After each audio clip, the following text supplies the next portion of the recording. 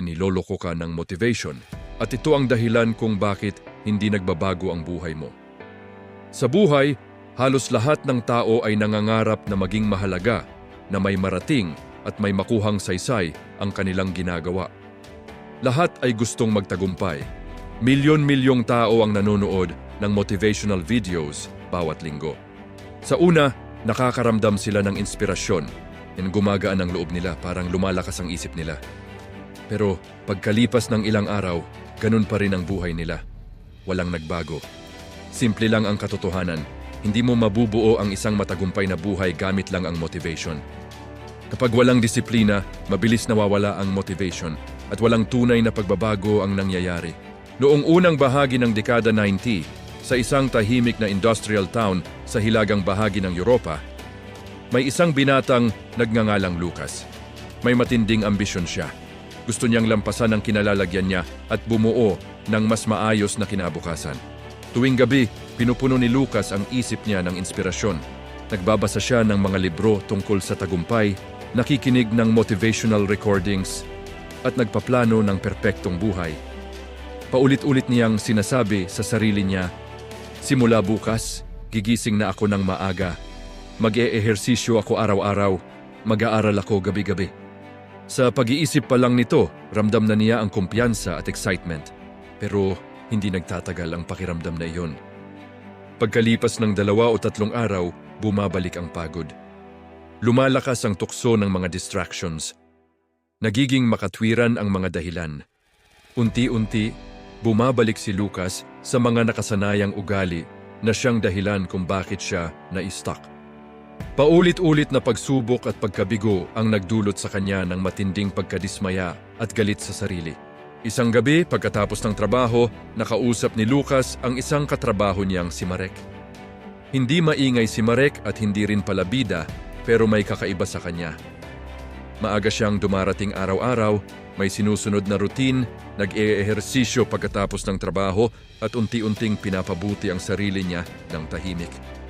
Sa wakas, nagtanong si Lucas, "Paano ka palaging ganado? Hindi ka ba tinatamad?"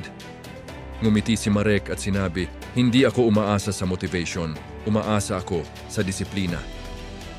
Nagtaka si Lucas at sinabi, "Hindi ba motivation ang susi sa tagumpay?" Umiling si Marek at sumagot, "Sumama ka sa akin bukas ng umaga, may ipapakita ako sa iyo." Bago pa sumikat ang araw kinabukasan, nagkita sila malapit sa isang lumang railway yard.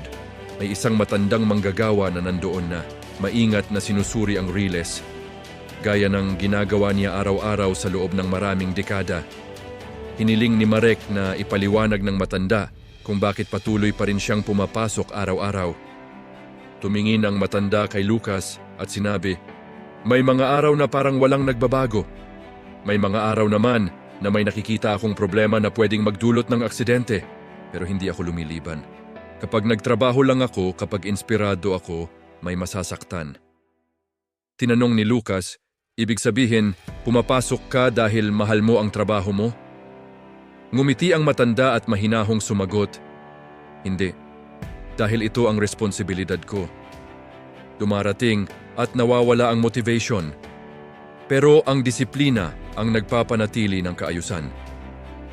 Itinuro ng matanda ang isang malaking bakal na tulay sa malapit. Ipinaliwanag niya na sa loob ng maraming taon, wala halos nakikitang progreso ang mga tao. Mga manggagawa lang na paulit-ulit ang ginagawa araw-araw.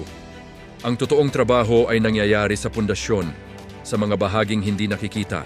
Kung huminto sila dahil mabagal ang resulta, hindi kailanman tatayo ang tulay. Sa sandaling iyon, may nagbago sa loob ni Lucas. Napagtanto niya na palagi siyang naghihintay ng motivation bago kumilos. Gusto niya ng mabilis na resulta at instant na pagbabago. Ngayon naintindihan niya na tahimik ang disiplina, unti-unti nitong binubuo ang lakas bago pa man makita ang tagumpay. Mula noon, tumigil na si Lucas sa paghihintay ng motivation.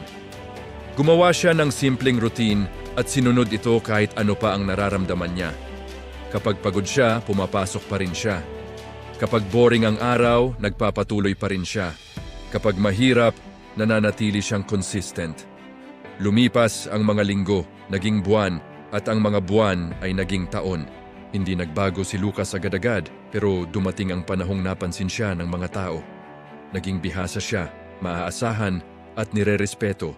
At tuwing may nagtatanong sa kanya, "Ano ang sikreto mo?" Ngumingiti siya at sinasabi, "Pansamantala lang ang motivation." Permanente ang disiplina. Ang tagumpay ay hindi nabubuo sa isang malaking hakbang. Nabubuo ito sa maliliit na tamang gawain araw-araw. Kaya huwag kang maghintay na ma-inspire. Huwag kang maghintay ng perpektong oras. Magsimula ka ngayon. Maging disiplinado at dahan-dahan, tahimik mong mabubuo ang buhay na matagal mo nang pinapangarap.